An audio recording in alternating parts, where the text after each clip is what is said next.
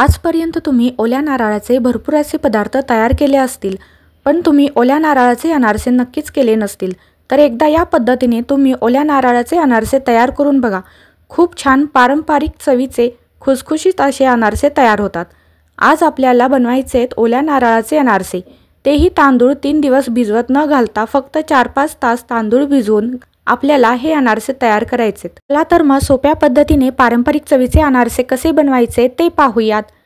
सर्वात आधी मी इथे 1 वाटी तांदूळ भिजत घालत आहे. हा तांदूळ जो आहे तो स्वच्छ निवडून घ्यायचा आहे आणि 2-3 वेळा पाण्याने धुवून घ्यायचा आहे. आता आपल्याला हा तांदूळ जो आहे तो इडलीचा जो तांदूळ असतो तो घेतला तरीही चालेल किंवा रेशनिंगचा तांदूळ असतो त्याचेही अनारसे खूप छान होतात. हा तांदूळ 4-5 तास किंवा रात्रभर भिजत घातला तरीही चालतो.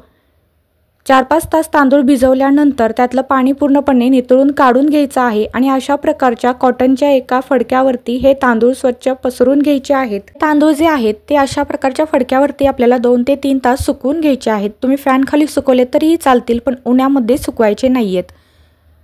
2-3 तास झाल्यानंतर मी हे सर्व तांदूळ गोळा करून एका पातेल्यामध्ये घेतलेले आहे. तुम्ही बघू शकता तांदूळ आतून ओलाच आहे पण वरून पूर्णपणे कोरडा झालेला आहे. अशा प्रकारे हा तांदूळ आपल्याला सुकवून घ्यायचा आहे. आता हे तांदूळ जे आहेत ते मिक्सरच्या भांड्यामध्ये घ्यायचे आहेत आणि याची बारीक पावडर तयार करून घ्यायची आहे.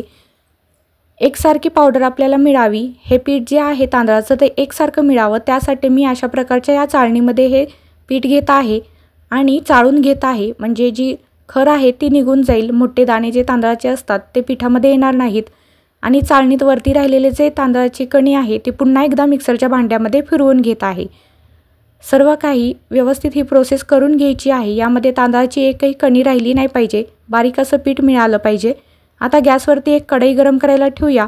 त्याच्यामध्ये अर्धी वाटी गूळ घ्यायचा आहे. ज्या वाटीने तुम्ही तांदूळ मोजून घेतला होता त्याच वाटीने अर्धी वाटी किंवा पाऊण वाटी गूळ घेतला तरीही चालेल. त्यामध्ये 2 ते 3 चमचे पाणी घालायचं आहे. पाणी जास्त घेऊ नका. पाणी आपल्याला फक्त इथं गूळ विरघळवण्यासाठीच घ्यायचं आहे. गॅसची फ्लेम लो ठेवायची आहे आणि हा जो गूळ आहे तो या पाण्यामध्ये व्यवस्थित विरघळवून घ्यायचा आहे. लो फ्लेमवरती हा गूळ विरघळला की याचा आपण पाक तयार करून घेणार आहोत.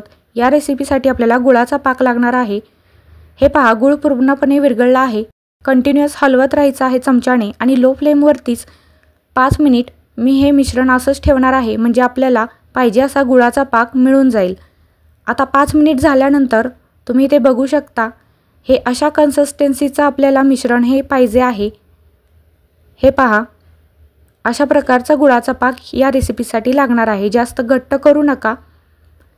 आता यामध्ये आपण पाव वाटी एवढं ओला नारळ मी मिक्सरवरती बारीक करून घेतलं आहे ते पाव वाटी घालून घेऊया.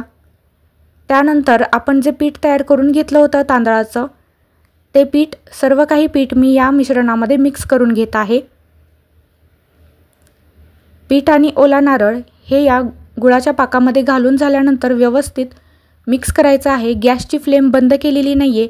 गॅसची फ्लेम लो ठेवायची आहे आणि व्यवस्थित हे सगळं काही एकत्र करून घ्यायचं आहे. त्या पिठाचा कढईमध्ये व्यवस्थित एक गोळा तयार होईपर्यंत हे पीठ जे आहे ते लो फ्लेमवरती आपण असंच या कढईमध्ये ठेवणार आहोत. व्यवस्थित चमच्याने हलवत राहायचं आहे, नाहीतर पीठ कढईला चिटकून बसू शकतं. हे पहा, अगदी 2 मिनिटातच असा या पिठाचा गोळा तयार व्हायला सुरुवात झालेली आहे.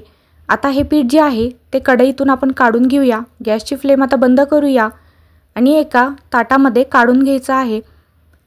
लगेच याचे अनारसे आपल्याला करता येणार नाहीत कारण पीठ खूप गरम असतं, हाताला चटके बसतात. यासाठी 5 ते 10 मिनिट असं थोडंसं एका प्लेटमध्ये पसरवून ठेवूया. 5 ते 10 मिनिट झाल्यानंतर या पिठाचा एक गोळा तयार करून घेऊया. थोडंसं मळून घेऊया हाताने, म्हणजे अनारसे करायला आपल्याला सोपं जाईल. त्यानंतर आता मी थोडी खसखस घेतलेली आहे. या पिठाचा एक गोळा तयार करून घ्यायचा आहे. पीठ पूर्णपणे थंड होऊन द्यायचं नाही आहे. थोडं गरम असतानाच आपण या पिठाचे अनारसे बनवणार आहोत. ओला नारळ असल्यामुळे या पिठाला थोड्या चिरा पडतात. त्या हातांच्या साह्याने असे व्यवस्थित मिटवून घ्यायचे आहेत. आणि जर तुमच्या पिठाला जास्त चिरा पडत असतील तर थोडासा पाण्याचा हात घेऊन हा गोळा थापला तरीही चालेल. व्यवस्थित चिरा मुजवत व्यवस्थित अनारसा थापून घ्यायचा आहे. आणि आता ही खसखस जी आहे ती या अनारशाला लावून घ्यायची आहे. हे पहा, अशा पद्धतीने खसखस लावून घ्यायचे. थोडंसं हलक्या हाताने थापून घ्यायचे म्हणजे खसखस व्यवस्थित त्याला चिकटली जाईल आणि तेलामध्ये अनारसा तळताना ती निघणार नाही. आता कढईमध्ये तेल गरम करायला ठेवायचं आहे। तेल छान तापून द्यायचं आहे। त्यानंतरच यामध्ये अनारसा सोडायचा आहे तळण्यासाठी।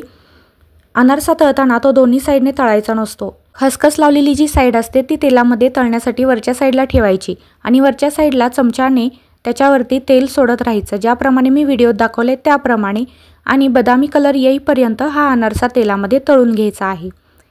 गॅसची फ्लेम लोच ठेवायची आहे। तुम्ही बघू शकता अनारशाला आपल्या बदामी कलर यायला सुरुवात झालेली आहे। तेलामध्ये पीठ अजिबात निघत नाहीये। खूप छान असा अनारसा आपला इथे तयार झालेला आहे। तेलातून आपण बाजूला काढून घेऊया। अशा प्रकारे मी इथे सर्व अनारसे तळून घेत आहे। आपण घेतलेल्या पिठाच्या प्रमाणामध्ये इथे कमीत कमी 10 ते 12 मीडियम साईजचे अनारसे तयार होतात। जर तुम्हाला त्यापेक्षा दुप्पट तिप्पट अनारसे बनवायचे असतील तर तुम्ही त्या प्रमाणामध्ये पीठ घेऊ शकता। हे पहा किती छान खुसखुशीत आणि अगदी पारंपरिक चवीचा अनारसा इथे तयार झालेला आहे। तुम्हाला ही रेसिपी कशी वाटली हे मला कमेंट करून नक्की सांगा। ओल्या नारळाचे अनारसे ही रेसिपी जर तुम्हाला आवडली असेल तर व्हिडिओला एक लाईक आणि शेअर नक्की करा।